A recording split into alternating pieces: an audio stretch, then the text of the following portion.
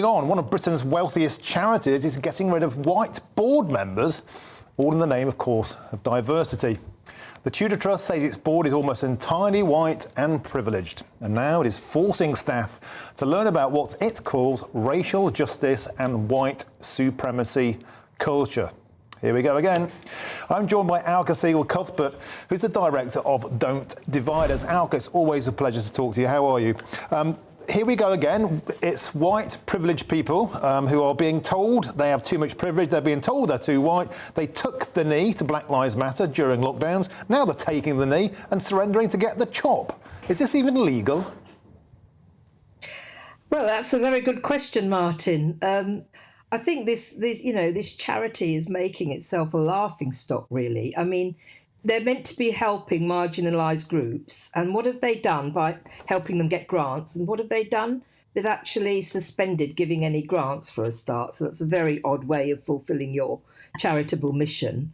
You know, they're meant to be serving their community, right? They say they're making these changes to be more representative of the communities which they serve.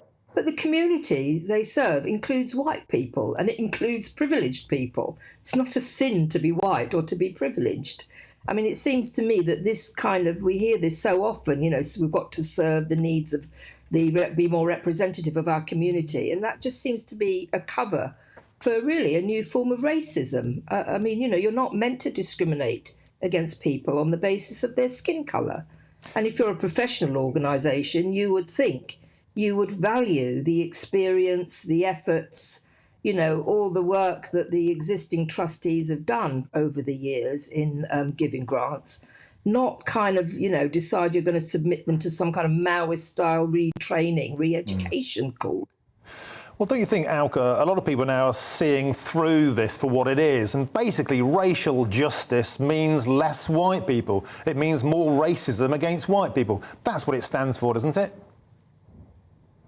Yes, it does. I mean, it's really divisive. And I think it does more than that. I mean, it encourages a very lazy, reductive way of thinking, where it encourages us to see ourselves and see other people as just as like ciphers for skin colour, and you pop everyone on some grid of power, and then you just sort of attribute brownie points. It's a kind of, it's an elite political ideology that's being, pushed into our institutions using the language that's trying to present itself as being, kind and nice and democratic, when actually it's the opposite of all those things, really. And Alka, most of the bad things in humanity is driven by power and money. It's starting to feel like the racial justice industry is precisely driven by power and money. It's more money for people like them, it's more power for people like them, and it's less power and less money and less work for people who aren't like them, who in this case are white people.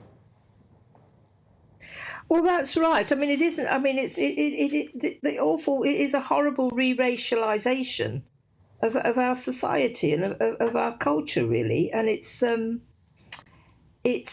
very effective way of putting people on the back foot, so that you kind of not become quite self-censoring, even to the point where to ask a question about it. I mean, this is just there's no reason for this. There's been no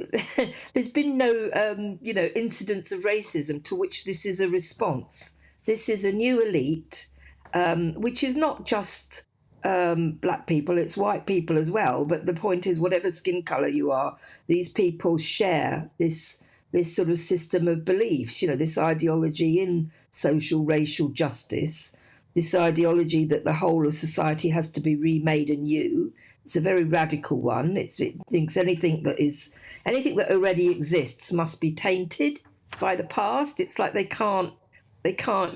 not allowed to use our own thinking and judgment to decide which bits of our past, which bits of our norms we want to keep. OK, Alka Sehgal Cuthbert, we have to leave it there. Director of Don't Divide Us, thank you very much for joining us on the show.